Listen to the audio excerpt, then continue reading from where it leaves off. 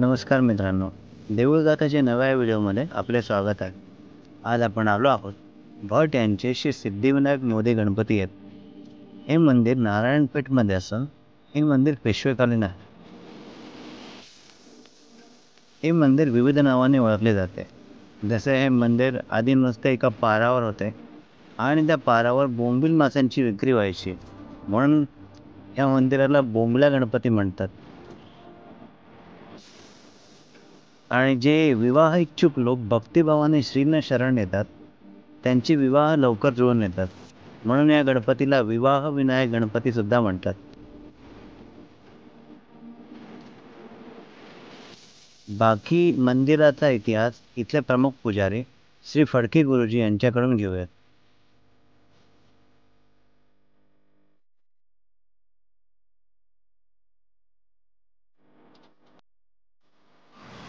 नमस्कार. आत्ता आपण मोदी सिद्धिविनायक मंदिर नारायणपेठ पुणे इथं आहोत.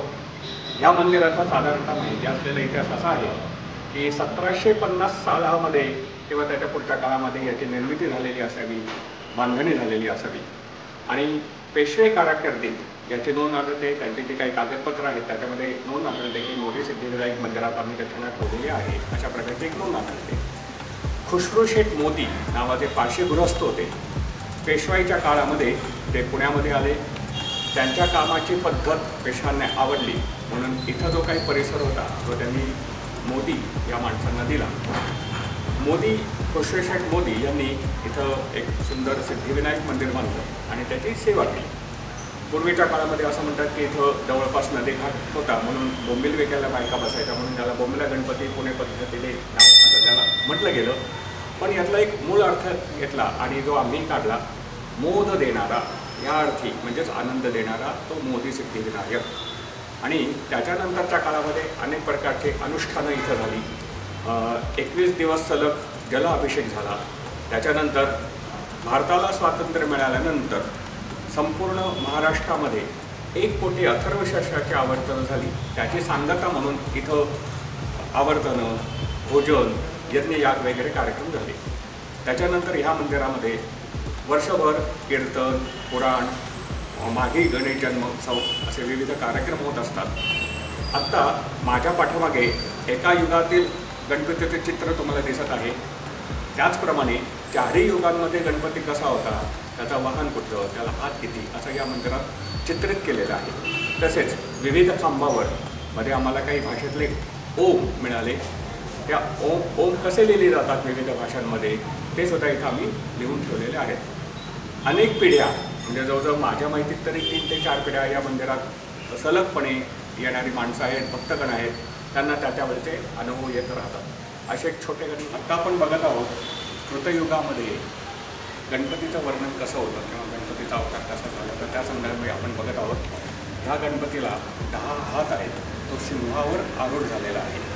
एक तत्त्वज्ञानदृष्ट्या विचार केला तर गणपतीला 10 हात किंवा त्या काळामध्ये अनेक लोकांना रावणासारखं जर व्यक्ती घेतली तर त्याला 10 तोंड, हे प्रत्यक्षात नाही तर तो एक विचार आहे. पूर्वीच्या काळी असुर लोकसुद्धा भरपूर तपश्चर्या करायचे, म्हणजे काही काळ याच्यामध्ये 12,000 वर्ष तप केली असे वर्णन आढळलं. तर असुर लोकांची जी आध्यात्मिक शक्ती, धार्मिक शक्ती जी वाढलेली आहे, जर तेव्हा संहार करण्याची वेळ यायची त्यांची, तर ह्या ज्या काही देवता आहेत त्या देवतांना सुद्धा त्यांना मारण्यासाठी 10 बाजूंनी विचार करावा लागायचा. म्हणून हे 10 हात म्हणजे त्याचं एक प्रतीक असावं असा एक तत्त्वज्ञानदृष्ट्या विचार आहे. गणपतीचं हे त्रेतायुगातील वर्णन आहे. त्रेतायुगामध्ये गणपती हा 6 हातांचा, त्याचं वाहन मयूर असं होतं. हे प्रत्येक युगामध्ये जसं मागच्या संदर्भात मी सांगितलं की जो 10 हातांचा होता, तिथं तो 6 हातांचा आहे.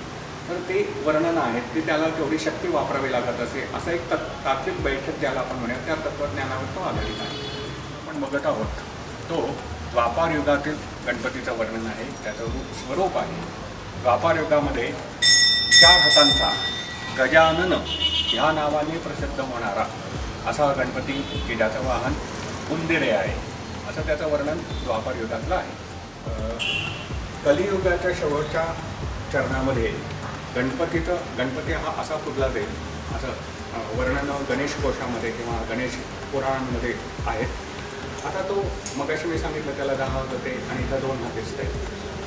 तत्त्वज्ञानदृष्ट्या परत तेच येतं की कलियुगाचा शेवट होत असताना सर्व माणसं जी आहेत ती अपराध करणारी होणार आहेत किंवा अपराधाकडे जाणारी जास्तीत जास्त आहेत. धार्मिक ह्याच्यामध्ये सात्विक ह्याच्यामध्ये ती कमी असतील. तर गणपतीला केवळ चांगलं आणि वाईट एवढे 2च विचार करायचे आहेत आणि त्यांना तो संहार करायचा आहे असं एक तात्विकदृष्ट्या ही एक भूमिका इथं दिसते आहे. म्हणून याला 2 हात आहेत एक माझं मत आहे. मोदी सिद्धिविनायक ही शेंदूर चर्चेत जी मूर्ती आहे ती अखंड पाषाणातली 3.5 फुटाची अशी आहे आणि उजव्या सोंडीची आहे. म्हणून याला सिद्धिविनायक असं नाव आहे किंवा याचं स्वरूप सिद्धिविनायक असं आहे. दुसरं या मंदिराचं वैशिष्ट्य असं की 1869 साली गणेश शास्त्री शिंदे यांनी इथं पुराण वाचनाला सुरुवात केली आणि ती परंपरा पुराण वाचनाची आत्तासुद्धा चालू आहे. दर संध्याकाळी 5 ते 6 मध्ये ही परंपरा चालू असते. ह्या मंदिरातला विशेष उत्सव असा माघ गणेश जन्म उत्सव साजरा केला जातो.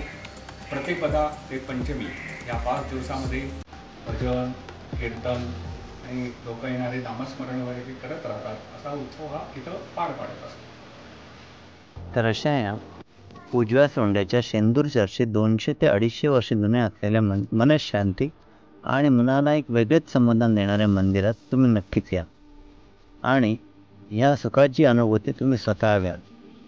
मंदिराचा पत्ता डिस्क्रिप्शनमध्ये दिलेला आहे. भेटू एका नव्या व्हिडिओमध्ये. धन्यवाद.